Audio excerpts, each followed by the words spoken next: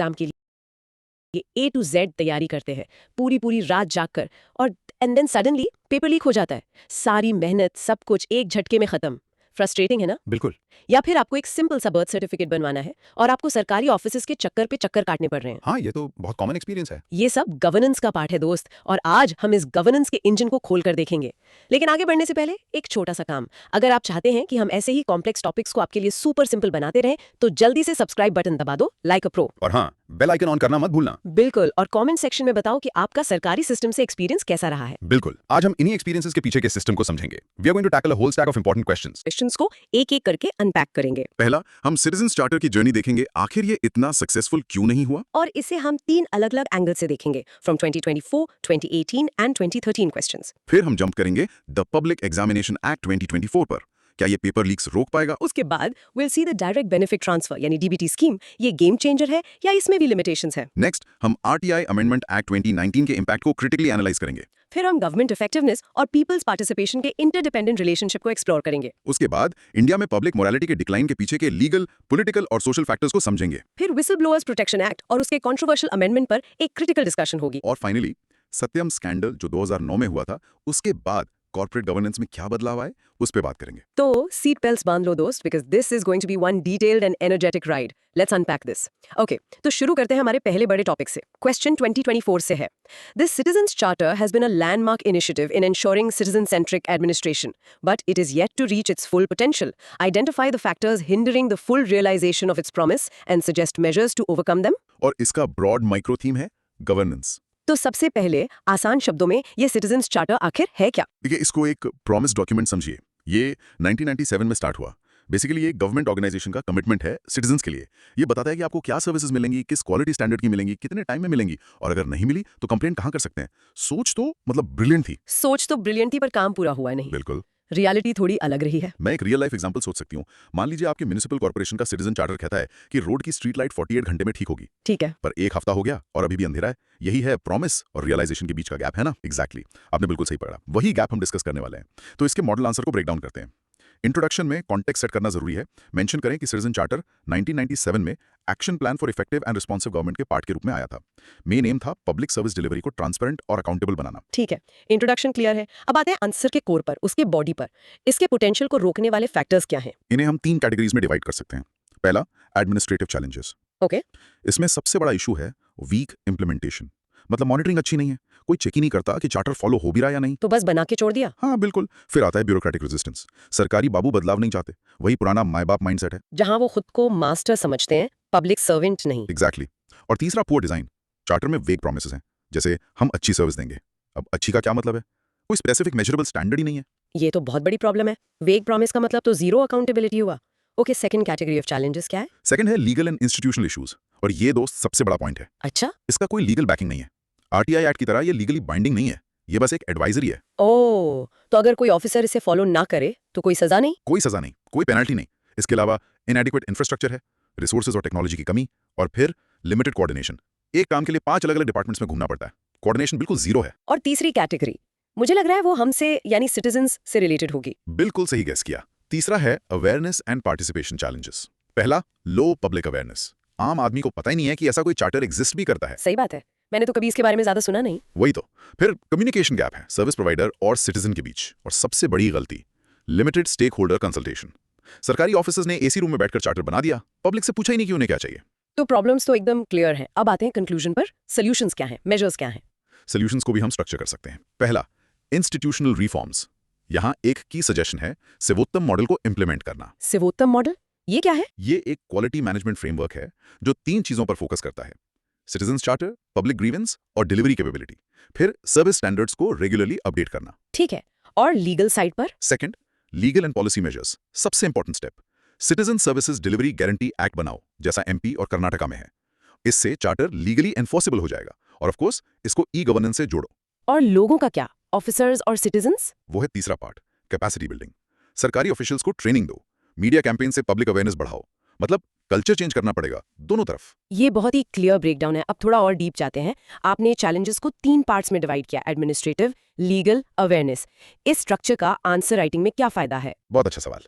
देखिए, ये आपके आंसर को एक क्लियर स्ट्रक्चर देता है, एग्जामिनर को ये दिखाता है कि आपने प्रॉब्लम को मल्टी डायमेंशनली सोचा है, बस रैंडमली पॉइंट्स लिस्ट नहीं कर दिए हैं।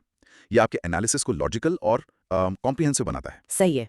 अच्छा, आपने सेवत्तम मॉडल की बात की, इसे बिल्कुल सिंपल शब्दों में समझा सकते हैं? बिल्कुल। सेवतम को आप गवर्नमेंट सर्विसेज के लिए एक क्वालिटी चेक सर्टिफिकेट समझ लीजिए, जैसे प्रोडक्ट्स के लिए ISO सर्टिफिकेशन होता है।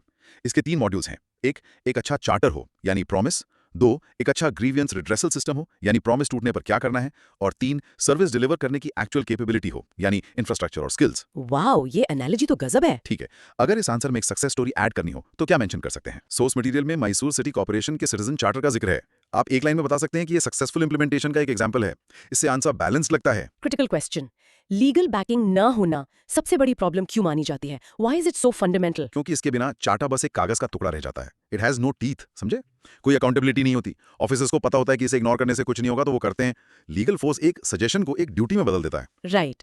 और कंक्लूजन को इम्पैक्टफुल बनाने के लिए क्या करना चाहिए? सिर्फ सॉल्यूशंस लिस्ट करने से तो काम नहीं चलेगा। नहीं, सिर्फ सॉल्यूशंस मत गिनाओ, उन्हें लिंक करो, एक विजन प्रेजेंट करो। जैसे बताओ कि लीगल रिफॉर्म्स, टेक्नोलॉजी और कल्चरल चेंज, ये तीनों मिलकर ही चार्टर को एक डॉक्यूमेंट से टूल ऑफ गवर्नेंस बना सकते हैं। और आखिरी सवाल इस पर, इंट्रोडक्शन की शुरुआत कैसे करें ताकि वो इम्प्रेसिव लगे? आप सीधे इसके ओरिजिन से शुरू कर सकते हैं, जैसे 1997 एक्शन प्लान का जिक्र करें, जैसा सोर्स में दिया है। ये आपके आंसर को एक हिस्टोरिकल कॉन्टेक्स्ट देता है और दिखाता है कि आपको सिर्फ सरफेस लेवल फैक्ट्स नहीं बल्कि बैकग्राउंड भी पता है। परफेक्ट।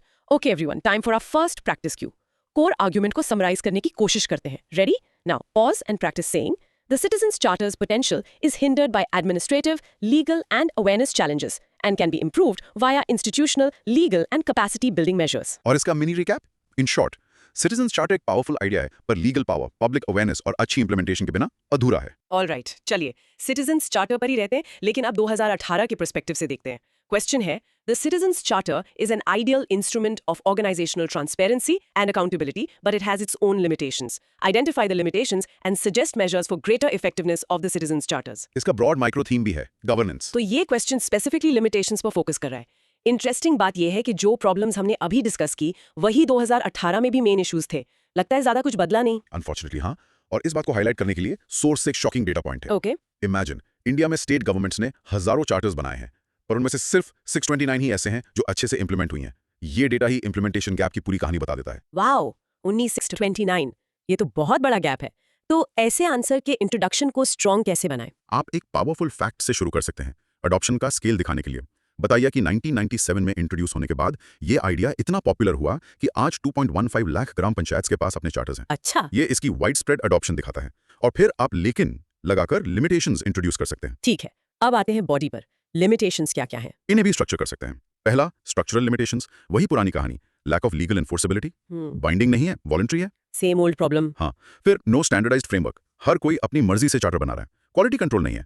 और of course poor design and content, जिसमें वेग लैंग्वेज है, मेजरेबल स्टैंडर्ड्स नहीं है। लग रहा है हम वही पॉइंट्स दोबारा डिस्कस कर रहे हैं। नेक्स्ट सेट ऑफ लिमिटेशंस क्या है? हाँ, और ये पैटर्न ही तो प्रॉब्लम है। सेकंड, इंप्लीमेंटेशन चैलेंजेस, फिर से bureaucratic resistance, babus don't want change. Right. फिर inadequate internal process reforms, charter तो बना दिया पर उसको इंप्लीमेंट करने के लिए इंटरनल सिस्टम ही चेंज नहीं किया। और लिमिटेड पब्लिक अवेयरनेस, जिसके बारे में हमने बात की। और तीसरी category, monitoring and evaluation issues, यहाँ नो रोबस्ट फीडबैक मैकेनिज्म्स, आपसे कोई पूछता ही नहीं कि सर्विस अच्छी थी या बुरी। फिर लैक ऑफ सेंट्रल कोऑर्डिनेशन, कोई सेंट्रल बॉडी नहीं है जो इस सबको मॉनिटर करे। और finally insufficient grievance redressal, complaint box तो है पर उसकी चाबी किसके पास है पता नहीं। तो कंक्लूजन में मेजर्स फॉर ग्रेटर इफेक्टिवनेस क्या होंगे? इंस्टीट्यूशनल रिफॉर्म्स में आप right to public services act जैसा कानून सजेस्ट कर सकते हैं। एक डेडिकेटेड मॉनिटरिंग अथॉरिटी बनाओ, सेंट्रल और स्टेट लेवल पर। स्टैंडर्डाइज्ड टेम्पलेट्स यूज करो। ठीक है। कैपेसिटी बिल्डिंग के लिए ऑफिसर्स की रेगुलर ट्रेनिंग और क्लियर परफॉर्मेंस इंडिकेटर्स डेवलप करो। और पब्लिक एंगेजमेंट के लिए अवेयरनेस कैंपेन्स चलाओ और सिटीजन फीडबैक के लिए मोबाइल ऐप्स का यूज करो। ये बहुत अच्छा है, पर मेरा एक सवाल है, क्योंकि 2018 और 2024 के क्वेश्चंस की लिमिटेशंस इतनी सिमिलर हैं, क्या ये ओवरलैप हमें इस प्रॉब्लम के बारे में कुछ गहरा बताता है? एब्सोल्युटली, ये ओवरलैप कोइंसिडेंस नहीं है, ये की इनसाइट है। ये दिखाता है कि ये माइनर इश्यूज नहीं है, ये डीप, सिस्टेमिक और क्रॉनिक प्रॉब्लम्स हैं, जैसे लीगल बैकिंग और पब्लिक अवेयरनेस, जो सालों से चली आ रही हैं। सिस्टम अपने कोर फ्लॉज को ठीक नहीं कर पाया है। तो फिर एक स्टूडेंट अपने आंसर को अलग कैसे बना सकता है जब पॉइंट्स इतने कॉमन हैं? डेटा का यूज करके, सोर्स में दिए गए नंबर्स जैसे 2.15 लाख ग्राम पंचायत या ओनली 629 चार्टर्स इंप्लीमेंटेड यूज करें। डेटा आपके पॉइंट्स को वेट देता है, या आपके आंसर को जेनेरिक से एविडेंस बेस्ड बना देता है। अच्छा पॉइंट है। एक और चीज क्लियर करनी है, इंप्लीमेंटेशन चैलेंजेस और मॉनिटरिंग इश्यूज में फंडामेंटल फर्क क्या है? इसे ऐसे समझिए, इंप्लीमेंटेशन प्रोसेस से रिलेटेड है, यानी काम को शुरू करना और चलाना। मॉनिटरिंग आउटकम से रिलेटेड है, यानी ये चेक करना कि काम ठीक से हो रहा है या नहीं, और उसका रिजल्ट क्या है। एक डूइंग है, दूसरा चेकिंग है। Got it. और मेजर्स वाले सेक्शन को institutional capacity building, public engagement जैसे सब हेडिंग्स में बांटना क्यों बेहतर है? ये एक होलिस्टिक अप्रोच दिखाता है। एग्जामिनर को पता चलता है कि आप समझते हैं कि सोल्यूशन सिर्फ एक चीज नहीं है, जैसे कानून बनाना। आपको इंस्टीट्यूशंस को ठीक करना है, लोगों की स्किल्स बिल्ड करनी है और पब्लिक को भी एंगेज करना है। ये एक 360 डिग्री सोल्यूशन है। और कंटेंट पर एक सवाल, स्टैंडर्डाइज्ड फ्रेमवर्क ना होने से रियल प्रॉब्लम क्या होती है? प्रॉब्लम है इनकंसिस्टेंसी। एक सिटीजन के लिए लॉटरी जैसा हो जाता है। एक डिपार्टमेंट का चार्टर बहुत अच्छा और डिटेल हो सकता है, जबकि दूसरे का बिल्कुल बेकार। क्वालिटी में कंसिस्टेंसी नहीं रहती। सिटीजन का राइट टू सर्विस इस बात पर डिपेंड नहीं करना चाहिए कि वो किस डिपार्टमेंट से डील कर रहा है। और आखिरी सवाल, कंक्लूजन में पॉलिटिकल विल और एडमिनिस्ट्रेटिव कमिटमेंट जैसे वर्ड्स यूज करना क्यों जरूरी है? क्योंकि ये दिखाता है कि आप गवर्नेंस की प्रैक्टिकल रियलिटी को समझते हैं। आपके पास दुनिया के बेस्ट लॉज हो सकते हैं, पर अगर पॉलिटिकल लीडर्स और एडमिनिस्ट्रेशन में उन्हें इंप्लीमेंट करने की विल या कमिटमेंट नहीं है, तो वो सिर्फ कागज पर रह जाएंगे। ये आपके एनालिसिस में मैच्योरिटी दिखाता है। Fantastic breakdown. All right, practice ka time everyone. Get ready. Practicing this sentence. The key limitations are structural, implementational, and related to monitoring, which can be fixed by institutional reforms, capacity building, and public engagement. और इसका mini recap. In short, same problems, same solutions. Citizens charter की गाड़ी legal enforceability, public awareness और strong monitoring के fuel के बिना आगे नहीं बढ़ सकती। चलिए इस टॉपिक पे एक आखिरी बार बात करते हैं, इस बार 2013 के। क्वेश्चन है, दो citizens charters have been formulated by many public service delivery organizations, there is no corresponding improvement in the level of citizen satisfaction and quality of services being provided. Analyze. Broad micro theme, एक बार फिर governance.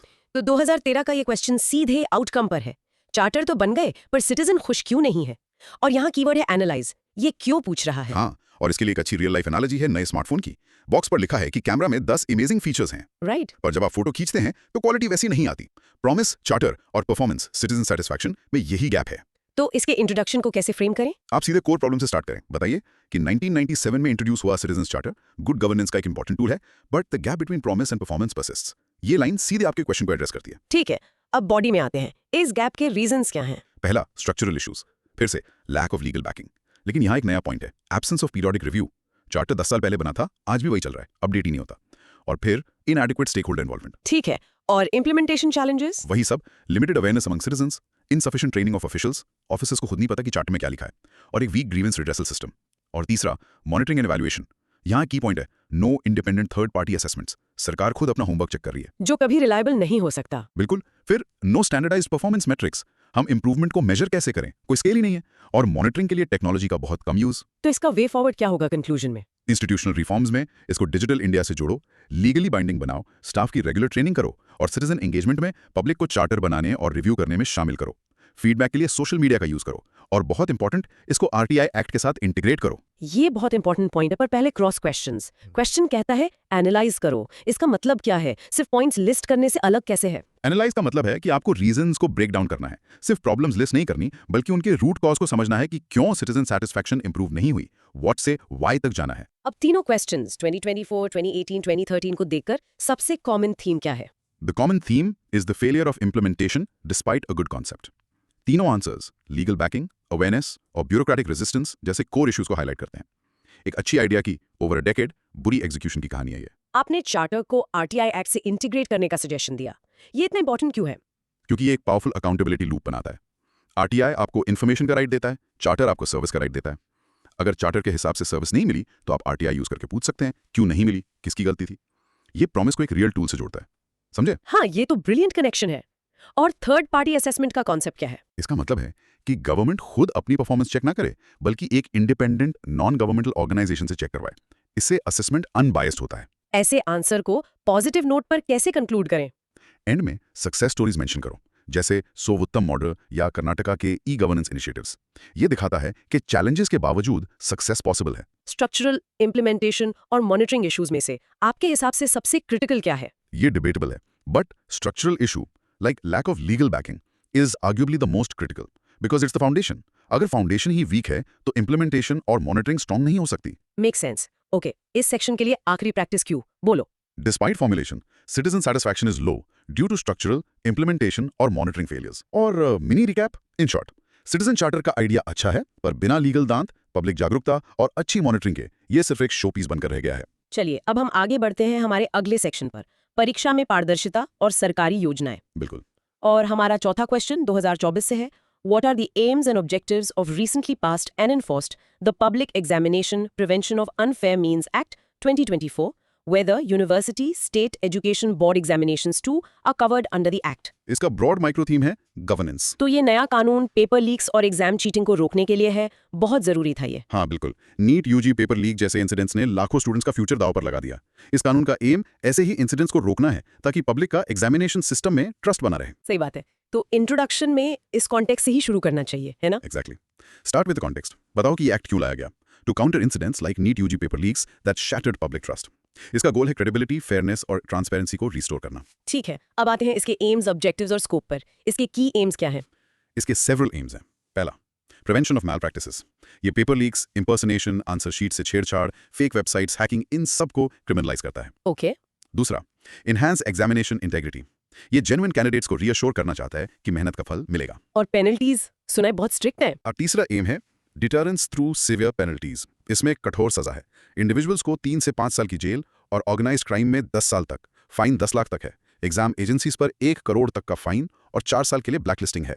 Wow, 1 crore का fine. हाँ, और चौथा M है clear attribution of accountability. Offences non bailable हैं और इन्वेस्टिगेशन डीएसपी एसीबी रैंक का ऑफिसर ही करेगा। ये तो अच्छे एम्स हैं। अब ऑब्जेक्टिव्स क्या हैं? एम्स और ऑब्जेक्टिव्स में क्या फर्क है? अच्छा सवाल। एम्स व्हाट का जवाब देते हैं, जैसे prevent malpractices. Objectives how का जवाब देते हैं, जैसे by creating a deterrence framework. तो ऑब्जेक्टिव्स हैं एक स्ट्रॉन्ग लीगल फ्रेमवर्क बनाना, यूनिफॉर्म स्टैंडर्ड सेट करना, टेक्नोलॉजी का यूज प्रमोट करना और जेन्युइन स्टूडेंट्स के इंटरेस्ट को प्रोटेक्ट करना। ठीक है, अब क्वेश्चन का सबसे इंपॉर्टेंट पार्ट, इसका स्कोप क्या है? क्या ये स्टेट और यूनिवर्सिटी एग्जाम्स को कवर करता है? इस सबसे इंपॉर्टेंट पॉइंट है, इसका प्राइमरी फोकस सेंट्रल गवर्नमेंट की रिक्रूटमेंट एग्जाम्स पर है, जैसे UPSC, SSC, RRBs, IBPS, NTA. तो स्टेट और university exams? They are excluded. ये एक्ट अभी स्टेट गवर्नमेंट बोर्ड्स और यूनिवर्सिटी एग्जाम्स को कवर नहीं करता। हाँ, ये स्टेट्स के लिए एक मॉडल फ्रेमवर्क की तरह काम करता है, जिसे देखकर वो अपना कानून बना सकते हैं। ओह, ये तो बहुत बड़ी लिमिटेशन है। तो कंक्लूजन में क्या लिखना चाहिए? समराइज करो, ये एक्ट एजुकेशनल रिफॉर्म के लिए एक ब्लूप्रिंट है। ये स्टेट्स को एनकरेज करता है कि वो भी अपने एग्जामिनेशन सिस्टम्स को रोबस्ट बनाएं। ठीक है, अब क्रॉस क्वेश्चंस। आपने एम्स और ऑब्जेक्टिव्स के बीच का फर्क बताया। आंसर लिखते वक्त इसे क्लियरली डिफरेंशिएट करना जरूरी है? हाँ बिल्कुल, इससे आपकी क्लैरिटी ऑफ थॉट दिखती है। एम्स ब्रॉडर गोल्स हैं, ऑब्जेक्टिव्स उन्हें अचीव करने के स्पेसिफिक स्टेप्स हैं।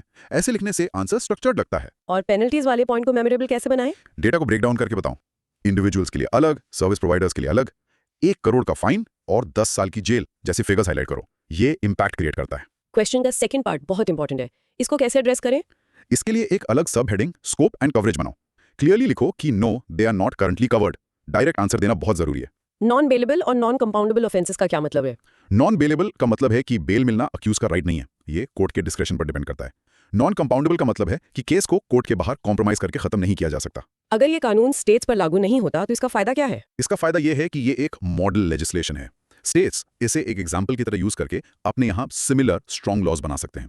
एक नेशनल स्टैंडर्ड सेट करता है ये। और इंट्रोडक्शन में नीट यूजी पेपर लीक जैसे करंट एग्जाम्पल का जिक्र करना क्यों अच्छा है? ये एग्जामिनर को दिखाता है कि आप सिर्फ थियोरेटिकल नॉलेज नहीं रखते, बल्कि आप करंट अफेयर्स से भी अवेयर हैं और कॉन्सेप्ट को रियल वर्ल्ड से कनेक्ट कर सकते हैं। आपका आंसर रेलेवेंट और अपडेटेड लगता है। परफेक्ट। चलिए इसके सबसे क्रूशियल पार्ट को प्रैक्टिस करते हैं। बोलो। The Public Examination Act 2024 aims to prevent malpractices in central exams like UPSC and SSC, but it does not cover state and university exams. और इसका मिनी रिकैप। इन शॉर्ट, ये एक strong central law है जो paper leaks को रोकने के लिए कठोर सजा देता है, पर इसका दायरा अभी सिर्फ सेंट्रल एग्जाम्स तक सीमित है। ठीक है, अब आते हैं क्वेश्चन नंबर 5 पर। From 2022, reforming the government delivery system through the direct benefit transfer scheme is a progressive step, but it has its limitations too. Comment. इसका ब्रॉड माइक्रो थीम है सोशल जस्टिस। डीबीटी स्कीम जिसमें सरकारी subsidy सीधे bank account में आती है, ये एक प्रोग्रेसिव स्टेप है, पर इसकी भी कुछ प्रॉब्लम्स हैं। हमें दोनों साइड्स देखनी है। बिल्कुल, रियल लाइफ एग्जांपल है एलपीजी सब्सिडी या पीएम किसान का पैसा, जो सीधे आपके या आपके पेरेंट्स के बैंक अकाउंट में आता है। इससे बीच के मिडलमैन खत्म हो गए। सही है, तो इसके इंट्रोडक्शन को कैसे स्टार्ट करें? डीबीटी को डिफाइन करके स्टार्ट करो। बताओ कि ये वेलफेयर डिलीवरी में एक ट्रांसफॉर्मेटिव शिफ्ट है, जो टेक्नोलॉजी का यूज करके बेनिफिट्स को सीधे बेनिफिशियरीज तक पहुंचाता है। ओके, अब बॉडी में आते हैं। क्वेश्चन कमेंट करने को कह रहा है, तो हमें एडवांटेजेस और लिमिटेशंस दोनों बताने होंगे। एडवांटेजेस क्या हैं? एडवांटेजेस ऑफ डीबीटी यानी प्रोग्रेसिव स्टेप क्यों है? पहला, enhanced financial inclusion. Jam Trinity यानी जनधन, आधार, मोबाइल के कारण बैंकिंग एक्सेस बढ़ा है। Jam Trinity, good point. दूसरा, और ये डेटा बहुत इंपॉर्टेंट है, रिड्यूस लीकेजेस। इससे 3.48 लाख करोड़ की सेविंग्स हुई हैं क्योंकि घोस्ट बेनिफिशियरीज एलिमिनेट हो गए। 3.48 lakh crore, that's a huge number. हाँ। तीसरा, इंप्रूव टारगेटिंग। बेनिफिशियरी कवरेज 16 गुना बढ़ गया, सही लोगों तक पैसा पहुंच रहा है। और चौथा, फिस्कल एफिशिएंसी। सब्सिडी पर सरकारी खर्चा कम हुआ है। ये तो काफी स्ट्रॉन्ग पॉइंट्स हैं। अब इसके लिमिटेशंस क्या हैं? लिमिटेशंस और चैलेंजेस भी सिग्निफिकेंट हैं। पहला, डिजिटल डिवाइड। गांव में अभी भी टेक्नोलॉजी और बैंकिंग इंफ्रास्ट्रक्चर की कमी है। सही बात है, इंटरनेट कनेक्टिविटी हर जगह नहीं है। वही है दूसरा point, infrastructure gaps. Remote areas में इंटरनेट कनेक्टिविटी अच्छी नहीं है। तीसरा, फाइनेंशियल लिटरेसी। लोगों को डिजिटल ट्रांजैक्शंस के बारे में ज्यादा जानकारी नहीं है। और इसकी वजह से एक्सक्लूजन भी होता होगा। बिल्कुल। चौथा पॉइंट वही है, एक्सक्लूजन एरर्स। कभी कभी बायोमेट्रिक यानी फिंगरप्रिंट फेल हो जाता है, जिससे जेन्युइन लोगों को भी पैसा नहीं मिलता। तो इसका वे फॉरवर्ड क्या होगा? कंक्लूजन में क्या लिखें? वे फॉरवर्ड में लिखो, इंफ्रास्ट्रक्चर डेवलपमेंट करो, जैसे भारत नेट और banking correspondent network. Digital literacy के लिए ट्रेनिंग प्रोग्राम्स चलाओ और टेक्निकल इश्यूज को सॉल्व करने के लिए स्ट्रॉन्ग ग्रीवेंस रिड्रेसल मैकेनिज्म बनाओ। और एंड कैसे करें? एंड में एक पॉजिटिव लाइन लिखो, डीबीटी एक गेम चेंजिंग रिफॉर्म है, बट इसकी लिमिटेशंस को एड्रेस करना जरूरी है to achieve its full potential. Okay, इस पर क्रॉस क्वेश्चंस। क्वेश्चन कहता है कमेंट, इसका क्या मतलब है? कमेंट का मतलब है कि आपको एक बैलेंस्ड व्यू देना है, सिर्फ तारीफ या सिर्फ बुराई नहीं करनी। एडवांटेजेस, प्रोग्रेसिव स्टेप और लिमिटेशंस दोनों को डिस्कस करना है। और इस आंसर में डेटा जैसे 3.48 लाख करोड़ सेविंग्स यूज करना क्यों क्रिटिकल है? डेटा आपके आर्गुमेंट्स को कॉन्क्रीट एविडेंस देता है। ये सिर्फ ओपिनियन नहीं रह जाता, बल्कि एक फैक्ट बैक्ड एनालिसिस बन जाता है। एग्जामिनर को पता चलता है कि आपने रिसर्च की है। एक्सक्लूजन एरर और इंक्लूजन एरर में क्या फर्क है? अच्छा सवाल। एक्सक्लूजन एरर तब होता है जब एक जेन्युइन बेनिफिशियरी को बेनिफिट नहीं मिलता। इंक्लूजन एरर तब होता है जब एक नॉन डिजर्विंग पर्सन को बेनिफिट मिल जाता है। डीबीटी ने इंक्लूजन एरर्स, गोस्ट बेनिफिशरीज कम किए हैं, पर एक्सक्लूजन एरर्स, बायोमेट्रिक फेलियर अभी भी एक चैलेंज है। JM ट्रिनिटी क्या है? एक बार फिर से। जनधन अकाउंट, आधार और मोबाइल, इन तीनों को जोड़कर डीबीटी को इंप्लीमेंट किया गया है। वे फॉरवर्ड में दिए गए सॉल्यूशंस कितने प्रैक्टिकल हैं?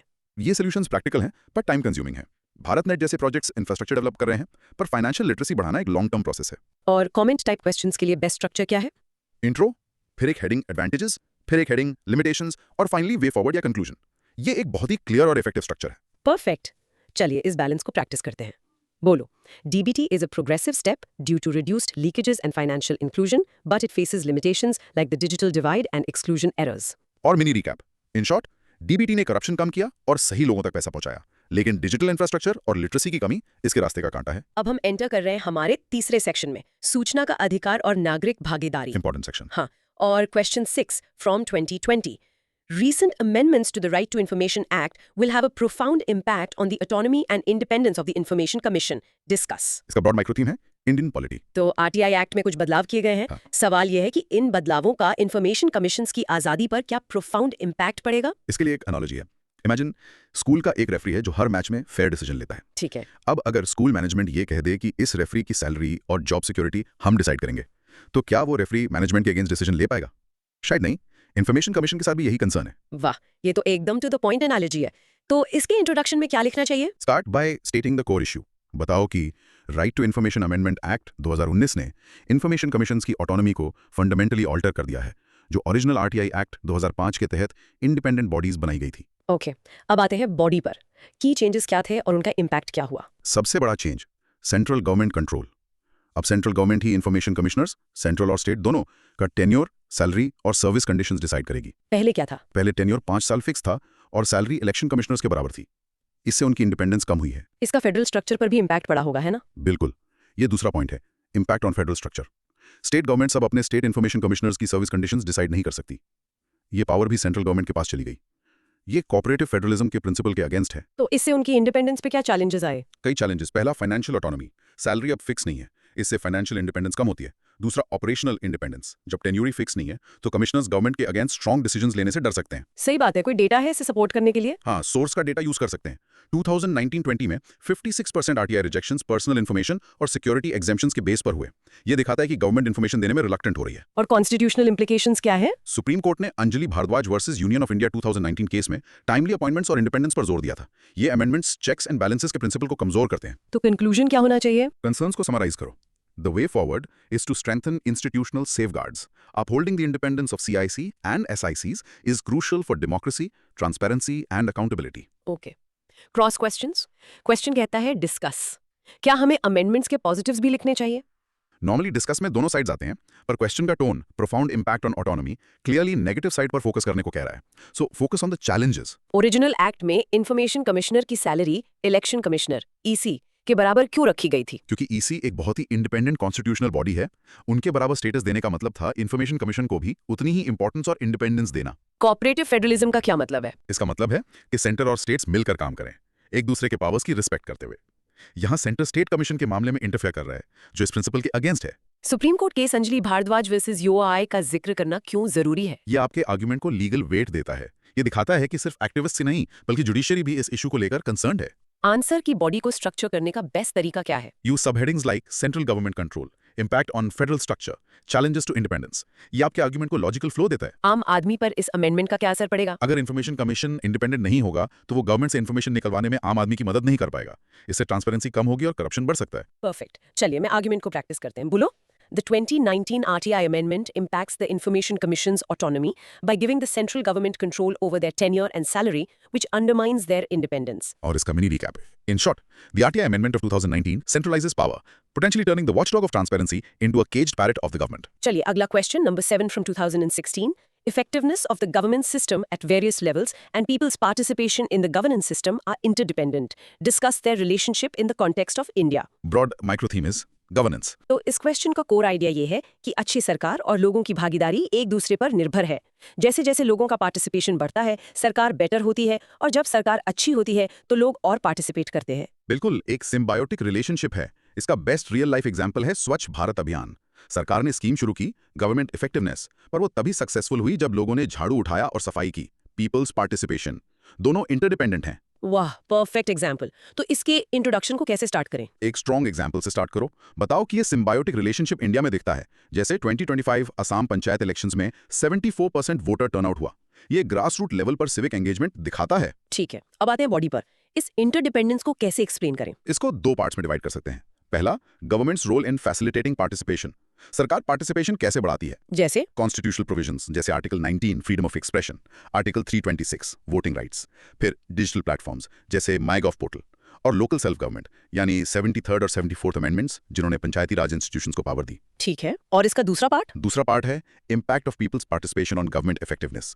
लोगों का पार्टिसिपेशन सरकार को कैसे अच्छा बनाता है। इसके एग्जांपल्स? इलेक्टोरल अकाउंटेबिलिटी, जब वोटर टर्नआउट हाई होता है तो सरकार अकाउंटेबल बनती है। फिर सोशल ऑडिट्स, जब लोग MGNREGA जैसी स्कीम्स का सोशल ऑडिट करते हैं तो करप्शन कम होता है। फिर ग्रीवेंस रिड्रेसल, जब लोग CPGRMS जैसे प्लेटफॉर्म्स पर कंप्लेन करते हैं तो सर्विस डिलीवरी इंप्रूव होती है। और पॉलिसी फॉर्मुलेशन में पब्लिक कंसल्टेशन। तो कंक्लूजन में चैलेंजेस और वे फॉरवर्ड आएगा। हाँ, चैलेंजेस हैं digital divide, uneven participation, information asymmetry, bureaucratic resistance. और सॉल्यूशंस? सॉल्यूशंस, ग्राम सभास को स्ट्रांग बनाओ, ट्रांसपेरेंसी इंडिसेस इंप्लीमेंट करो, सिविक एजुकेशन बढ़ाओ, और एंड में एक positive note. The success of initiatives like स्वच्छ भारत अभियान और जन धन योजना proves this relationship. Okay, cross questions. Interdependent का आसान मतलब क्या है? एक दूसरे पर निर्भर, एक के बिना दूसरा आगे नहीं बढ़ सकता। Like a car and it's fuel. इस आंसर में डेटा 74% असम टर्नआउट यूज करना क्यों इंपॉर्टेंट है? ये आपके पॉइंट को थियोरेटिकल से प्रैक्टिकल बना देता है। ये रियल वर्ल्ड एविडेंस है जो आपके आर्ग्यूमेंट को सपोर्ट करता है। सोशल ऑडिट क्या होता है? ये एक प्रोसेस है जिसमें आम लोग यानी सिटीजंस गवर्नमेंट स्कीम्स के रिकॉर्ड्स को चेक करते हैं। जैसे MGNREGA में कितना पैसा आया, कहाँ खर्च हुआ, काम हुआ या नहीं। इससे ट्रांसपेरेंसी आती है। इंटरडिपेंडेंट प्रूव करने के लिए बेस्ट स्ट्रक्चर क्या है? बेस्ट स्ट्रक्चर है दो पार्ट्स में। Part 1, how government helps participation. Part 2, how participation helps government. ये इंटरडिपेंडेंस को क्लियरली एस्टैब्लिश करता है।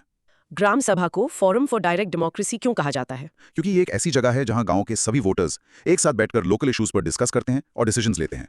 ये डायरेक्ट पार्टिसिपेशन है, रिप्रेजेंटेटिव नहीं। चैलेंजेस में इंफॉर्मेशन एसिमेट्री का क्या मतलब है? इसका मतलब है कि गवर्नमेंट के पास बहुत सारी इंफॉर्मेशन होती है पर सिटीजंस के पास कम। इस गैप के कारण सिटीजंस अच्छे से पार्टिसिपेट नहीं कर पाते। ठीक है, चलिए इस सिम्बायोटिक लिंक को प्रैक्टिस करते हैं। बोलो, government effectiveness and people's participation are interdependent.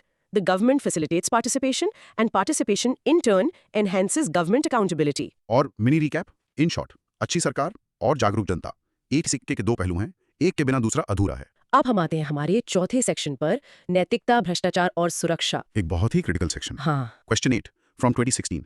In the Integrity Index of Transparency International, India stands very low.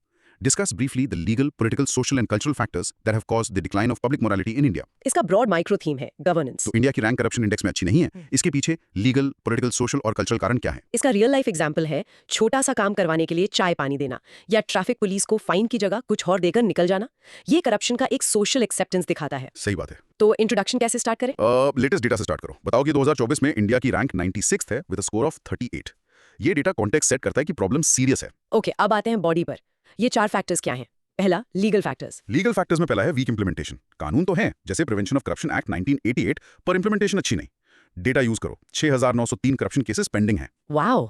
दूसरा, judicial delays. Justice delayed is justice denied. Data 361 cases 20 साल से पेंडिंग है। 20 साल? ठीक है, अब पॉलिटिकल फैक्टर्स। पॉलिटिकल फैक्टर्स में है पॉलिटिकल बिजनेस नेक्सस, नेता और बिजनेसमैन का गठजोड़। फिर इलेक्टोरल फंडिंग, इलेक्शंस में काले धन का यूज, और bureaucratic red tape, complex procedures corruption को बढ़ावा देते हैं। ठीक है। तीसरा, सोशल फैक्टर्स। है सोशल एक्सेप्टेंस। करप्शन को वे ऑफ लाइफ मान लिया गया है। डेटा यूज करो। सीवीसी को 2023 में 74,203 ग्राफ्ट कंप्लेंट्स मिली। दूसरा है पावर डिस्टेंस, अमीर गरीब, पावरफुल पावरलेस के बीच का बड़ा गैप। और आखिरी, कल्चरल फैक्टर्स।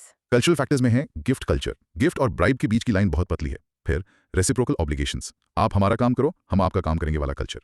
और family centric values, public good से ऊपर फैमिली इंटरेस्ट को रखना, यानी नेपोटिज्म। तो इसका कंक्लूजन क्या होगा? समराइज करके बताओ कि इस प्रॉब्लम को सॉल्व करने के लिए मल्टी प्रोंग्ड अप्रोच चाहिए और एंड में होप दो। Initiatives like e-governance and RTI show that positive change is possible. ठीक है। क्रॉस क्वेश्चंस, इस आंसर में इतने सारे डेटा पॉइंट्स यूज करना जरूरी है? एब्सोल्युटली, ये आपके आंसर को जेनेरिक होने से बचाता है। Data shows you've done your research। Factors में क्या मेन डिफरेंस है? Legal factors law and it's implementation से रिलेटेड हैं। Political factors power and it's use misuse से रिलेटेड है। दोनों कनेक्टेड हैं पर अलग हैं। सोशल और कल्चरल फैक्टर्स में क्या सटलिटी है? सोशल फैक्टर्स सोसाइटी के स्ट्रक्चर और बिहेवियर से रिलेटेड हैं। Example, social acceptance of corruption. Cultural factors society की डीप रूटेड बिलीफ्स और ट्रेडिशन से रिलेटेड हैं। Example, gift culture. इंट्रोडक्शन में ट्रांसपेरेंसी इंटरनेशनल की रैंक मेंशन करना क्यों अच्छा है? क्योंकि क्वेश्चन सीधे उसी इंडेक्स का जिक्र कर रहा है। ये दिखाता है कि आपने क्वेश्चन को ध्यान से पढ़ा है। कंक्लूजन को सॉल्यूशंस ओरिएंटेड कैसे बनाएं? सिर्फ ये मत कहो कि मल्टी प्रोंग्ड अप्रोच चाहिए। एक दो एग्जांपल्स भी दो, जैसे ई गवर्नेंस, आरटीआई, पीएमएलए। ये आपकी कंक्लूजन को कॉन्क्रीट बनाता है। और इस आंसर को 4 हेडिंग्स में डिवाइड करना ही बेस्ट स्ट्रक्चर क्यों है? क्योंकि क्वेश्चन ने खुद ही इन 4 फैक्टर्स के बारे में पूछा है। हमेशा क्वेश्चन के स्ट्रक्चर को फॉलो करो। ओके, चलिए इन 4 पिलर्स को प्रैक्टिस करते हैं। बोलो। The decline in public morality is caused by legal factors like weak implementation, political factors like nexuses, social factors like acceptance, and cultural factors like gift culture. और mini recap. In short, India's corruption is a deep-rooted problem with legal, political, social, and cultural causes that require a holistic solution. अब है question number 9 from 2015. If an amendment bill to the Whistleblowers Protection Act 2011 tabled in the Parliament is passed, there may be no one left to protect. Critically evaluate. इसका broad micro theme है Indian polity. तो whistle blower वो इंसान होता है जो किसी organisation के अंदर हो रहे करप्शन को एक्सपोज करता है। 2011 में इनको प्रोटेक्ट करने के लिए कानून आया, पर एक अमेंडमेंट बिल लाया गया जिसके बारे में कहा जा रहा है कि ये उन्हें प्रोटेक्ट करने की जगह वीक कर देगा। बिल्कुल। इमेजिन, एक कंपनी का एम्प्लॉय बताता है कि उसकी कंपनी एनवायरनमेंट को पोल्यूट कर रही है। वो एक विसल ब्लोअर है। अब अगर नया कानून ये कह दे कि आप कंपनी के कमर्शियल सीक्रेट्स एक्सपोज नहीं कर सकते, तो वो एम्प्लॉय शायद डर के मारे चुप ही रहेगा। सही बात है। तो इंट्रोडक्शन में क्या लिखना चाहिए? विसल ब्लोअर को डिफाइन करो और एक्ट की इंपॉर्टेंस बताओ। ग्लोबल कॉन्टेक्स्ट से स्टार्ट करो। बताओ कि विसल ब्लोइंग केसेस बढ़ रहे हैं, जैसे आयरलैंड में 301 केसेस इन 2023। ये इस एक्ट की इंपॉर्टेंस को हाईलाइट करता है। ओके, अब बॉडी पर आते हैं। अमेंडमेंट का क्रिटिकल एनालिसिस, क्या इसके कुछ पॉजिटिव एस्पेक्ट्स भी हैं? एक बैलेंस व्यू के लिए हाँ, ये नेशनल सिक्योरिटी को प्रोटेक्ट करने की कोशिश करता है और मिसयूज को रोकने के लिए कुछ ओवरसाइट मैकेनिज्म्स लाता है। लेकिन मेन फोकस कंसर्न्स पर होगा, है ना? हाँ, main focus concerns and limitations. सबसे बड़ी प्रॉब्लम है ब्रॉड एग्जेम्पशंस। अमेंडमेंट के बाद आप national security, commercial secrets, cabinet proceedings, fiduciary information, इन सब पर विसल ब्लोइंग नहीं कर सकते। मतलब करप्शन के बहुत सारे एरियाज इस एक्ट के दायरे से बाहर हो जाएंगे। एग्जैक्टली। और दूसरा, प्रोसीजरल हर्डल्स। कंप्लेंट करने से पहले परमिशन लेनी पड़ेगी, वेरिफिकेशन प्रोसेस कॉम्प्लेक्स है। इसका इम्पैक्ट क्या होगा विसल ब्लोअर प्रोटेक्शन पर? पहला, डेटरेंट इफेक्ट। लोग एक्सपोज करने से डरेंगे। नेवेक्स रिपोर्ट 2024 के मुताबिक रिटेलिएशन यानी बदला लेना बढ़ रहा है। दूसरा, रिड्यूस्ड इफेक्टिवनेस। जब इतनी सारी चीजें एग्जेम्प्टेड हैं तो एक्ट का मतलब ही क्या रह जाएगा। और तीसरा, इंप्लीमेंटेशन गैप्स। कंप्लेंट रेजोल्यूशन का कोई टाइमलाइन नहीं है। तो वे फॉरवर्ड क्या होगा? एक स्ट्रॉन्ग प्रोटेक्शन मैकेनिज्म बनाओ, जैसे यूएसएससी मॉडल, जहां 2024 में 25,000 टिप्स आई। एक इंडिपेंडेंट अथॉरिटी बनाओ, टाइम बाउंड इन्वेस्टिगेशन करो। और कंक्लूजन? एंड में लिखो कि नेशनल इंटरेस्ट और विसल ब्लोअर प्रोटेक्शन के बीच एक डेलिकेट बैलेंस मेंटेन करना जरूरी है। Cross questions. क्वेश्चन कहता है क्रिटिकली इवैल्यूएट, इसका क्या मतलब है? इसका मतलब है कि आपको प्रोज और कॉन्स दोनों देखने हैं, पर एक क्रिटिकल पर्सपेक्टिव के साथ। यहाँ no one left to protect का स्ट्रॉन्ग स्टेटमेंट है, इसलिए फोकस कॉन्स पर ज्यादा होगा। यूएसएससी मॉडल का एग्जांपल देना क्यों अच्छा है? ये एक इंटरनेशनल बेस्ट प्रैक्टिस का एग्जाम्पल है। ये दिखाता है कि आपके पास कॉन्क्रीट सजेशंस हैं। ब्रॉड एग्जेम्पशंस वाला पॉइंट सबसे डेंजरस क्यों है? क्योंकि नेशनल सिक्योरिटी जैसे टर्म्स को बहुत वेगली डिफाइन किया जा सकता है। सरकार किसी भी इंफॉर्मेशन को नेशनल सिक्योरिटी का लेबल देकर विसल ब्लोइंग को रोक सकती है। इंट्रोडक्शन में ग्लोबल डेटा यूज करने का क्या बेनिफिट है? ये इशू को एक ग्लोबल पर्सपेक्टिव देता है। ये बताता है कि विसल ब्लोअर प्रोटेक्शन एक इंटरनेशनल कंसर्न है। They may be no one left to protect इस स्ट्रॉन्ग स्टेटमेंट को अपने आंसर में कैसे जस्टिफाई करें? ब्रॉड एग्जेम्पशंस और प्रोसीजरल हर्डल्स को एक्सप्लेन करके बताओ कि जब एक्सपोज करने के लिए कुछ बचेगा ही नहीं और प्रोसेस इतना डिफिकल्ट होगा तो कोई विसल ब्लोअर आगे आएगा ही क्यों? कंक्लूजन में डेलिकेट बैलेंस वर्ड यूज करना क्यों इंपॉर्टेंट है? ये एक मैच्योर और बैलेंस्ड अप्रोच दिखाता है। आप कह रहे हैं कि सिक्योरिटी और ट्रांसपेरेंसी दोनों के बीच एक बैलेंस होना चाहिए। परफेक्ट। चलिए कोर क्रिटिक को प्रैक्टिस करते हैं। बोलो। The proposed amendment, through its broad exemptions and procedural hurdles, could deter whistleblowers, thus undermining the very purpose of the act. और mini recap. In short, the whistleblower amendment tries to protect national security, but its wide exemptions might end up killing the spirit of whistleblowing itself. और अब आज का आखिरी question number 10 from 2015. In the light of the Satyam scandal 2009, discuss the changes brought in corporate governance to ensure transparency and accountability. Broad micro theme is Governance. तो 2009 में सत्यम computers का एक बहुत बड़ा 7,000 करोड़ का अकाउंटिंग फ्रॉड सामने आया। इसे इंडियाज एनरॉन भी कहते हैं. इसके बाद कॉर्पोरेट गवर्नेंस में क्या बड़े बदलाव आए? इसके लिए एनालॉजी है स्कूल का प्रिंसिपल। इमेजिन प्रिंसिपल अपनी मर्जी से सारे फंड्स खर्च कर दे और किसी को हिसाब ना दे। कॉर्पोरेट गवर्नेंस ऐसे ही कामों को रोकने के लिए कंपनीज में रूल्स और सिस्टम्स बनाता है। सही है. तो इंट्रोडक्शन कैसे स्टार्ट करें? सत्यम स्कैंडल से ही स्टार्ट करो। बताओ कि यह 7,000 करोड़ रुपए का अकाउंटिंग फ्रॉड था जिसने इंडिया के कॉर्पोरेट गवर्नेंस फ्रेमवर्क में सीरियस फेलियर्स को एक्सपोज किया और कॉम्प्रिहेंसिव रिफॉर्म्स के लिए एक कैटलिस्ट का काम किया। ठीक है, अब आते हैं बॉडी पर कि रेगुलेटरी चेंजेस क्या थे सत्यम के बाद? पहला, लेजिस्लेटिव रिफॉर्म्स। कंपनीज एक्ट 2013 लाया गया जिसमें स्ट्रिक्ट प्रोविजंस थे। फिर national financial reporting authority NFRA बनाई गई जो ऑडिटिंग प्रोफेशन को रेगुलेट करती है। पहले ऑडिटर्स खुद को रेगुलेट करते थे। हाँ, और तीसरा, मैंडेटरी रोटेशन ऑफ ऑडिटर्स। अब एक ही ऑडिटर कंपनी को सालों साल ऑडिट नहीं कर सकता। और सेबी ने क्या किया? सेबीज इनिशिएटिव्स भी इंपॉर्टेंट है। उन्होंने क्लॉज 49 को रिवाइज किया, mandatory whistle blower mechanisms introduce किए और रिलेटेड पार्टी ट्रांजैक्शंस के लिए रेगुलेशंस एनहांस किए। और इंडिपेंडेंट डायरेक्टर्स के रोल में क्या बदलाव आया? उनके अपॉइंटमेंट के लिए स्ट्रिक्ट क्राइटेरिया बनाए गए और उनकी परफॉर्मेंस को इवैल्यूएट करने के लिए मैंडेटरी बोर्ड इवैल्यूएशन प्रोसेस लाया गया। तो कंक्लूजन में इन रिफॉर्म्स की इफेक्टिवनेस पर बात करनी होगी। हाँ, पॉजिटिव आउटकम्स थे, इन्वेस्टर कॉन्फिडेंस बढ़ा, फाइनेंशियल रिपोर्टिंग में ट्रांसपेरेंसी आई। और चैलेंजेस? पर्सिस्टेंट चैलेंजेस हैं। इंडिपेंडेंट डायरेक्टर्स के पास अभी भी लिमिटेड ऑटोनॉमी है, कंप्लायंस कॉस्ट बढ़ गए हैं। और एंड कैसे करें? एंड में लिखो, reforms have significantly strengthened the framework, but continuous evolution is essential to maintain market integrity. Cross questions, corporate governance का आसान मतलब क्या है? ये वो रूल्स, प्रैक्टिसेस और प्रोसेसेस हैं जिनके थ्रू एक कंपनी को डायरेक्ट और कंट्रोल किया जाता है। इसका एम अकाउंटेबिलिटी, फेयरनेस और ट्रांसपेरेंसी इंश्योर करना है। इंडिपेंडेंट डायरेक्टर का क्या रोल होता है? ये बोर्ड मेंबर होता है जिसका कंपनी के प्रमोटर्स या मैनेजमेंट से कोई डायरेक्ट रिलेशन नहीं होता। उसका काम अनबायस्ड ओपिनियन देना और माइनॉरिटी शेयर होल्डर्स के इंटरेस्ट को प्रोटेक्ट करना है। सत्यम फ्रॉड में आखिर हुआ क्या था? कंपनी के चेयरमैन ने सालों तक कंपनी के प्रॉफिट्स को बढ़ा चढ़ाकर दिखाया था। जब फ्रॉड सामने आया तो कंपनी का स्टॉक क्रैश हो गया और लाखों इन्वेस्टर्स को नुकसान हुआ। आंसर को in the light of Satyam scandal से कैसे कनेक्ट रखें? हर रिफॉर्म को सत्यम की प्रॉब्लम से लिंक करो। जैसे सत्यम में ऑडिटर्स ने फ्रॉड नहीं पकड़ा, इसलिए NFRA और ऑडिटर रोटेशन जैसे रिफॉर्म्स लाए गए। क्योंकि कंक्लूजन को इफेक्टिवनेस एंड चैलेंजेस सेक्शन के साथ एंड करना क्यों अच्छा है? ये एक बैलेंस्ड व्यू देता है। ये दिखाता है कि रिफॉर्म्स तो हुए हैं पर अभी भी सब कुछ परफेक्ट नहीं है। It shows a forward looking perspective. NFRA का एस्टैब्लिशमेंट इतना बड़ा स्टेप क्यों था? क्योंकि इससे पहले ऑडिटर्स ICAI द्वारा रेगुलेट होते थे जो उनकी अपनी ही बॉडी थी। NFRA एक गवर्नमेंट अपॉइंटेड इंडिपेंडेंट रेगुलेटर है जो ज्यादा अकाउंटेबिलिटी लाता है। Perfect. Okay, last one for the day. Practice the key reforms. Bolo.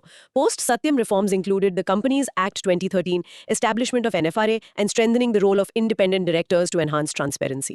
और इसका मिनी रिकैप?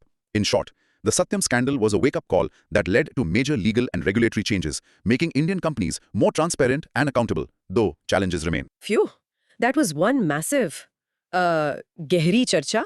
हमने सिटीजन्स चार्टर के गैप से लेकर सत्यम स्कैंडल के बाद के रिफॉर्म्स तक सब कुछ कवर किया। बिल्कुल। आज हमने देखा कि गुड गवर्नेंस सिर्फ कागज पर बने लॉ से नहीं आती। Its effectiveness depends on many things.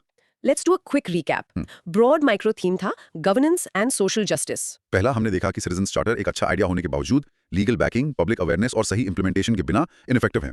ये हमने 2024, 2018 और 2013 तीनों साल के क्वेश्चंस में देखा। दूसरा, the public examination act 2024 paper leaks के खिलाफ एक अहम कदम है, बट इसका दायरा अभी सिर्फ सेंट्रल एग्जाम्स तक है। तीसरा, DBT स्कीम ने करप्शन कम किया है पर डिजिटल डिवाइड एक बड़ा चैलेंज है और RTI अमेंडमेंट्स ने इंफॉर्मेशन कमीशन की ऑटोनॉमी पर सवाल खड़े किए हैं। और फाइनली हमने समझा कि गवर्नमेंट इफेक्टिवनेस और पब्लिक पार्टिसिपेशन एक दूसरे से जुड़े हैं और करप्शन को हराने के लिए सिर्फ कानून नहीं बल्कि सोशल और कल्चरल बदलाव भी जरूरी है। और आज के लिए एक आखिरी प्रोवोकेटिव थॉट। हमने इतने सारे लॉज, कमीशंस और टेक्नोलॉजिकल सॉल्यूशंस की बात की, RTI, citizens charter, DBT, e-governance, but what if the single most powerful tool for ensuring accountability is something simpler? What if it's just the habit of asking questions ingrained in every citizen? Is a cultural shift towards questioning authority more powerful than any law we can write? थोड़ा सोच लो। Wow, that's a deep thought to end with. और इसी thought के साथ हम आपसे विदा लेते हैं।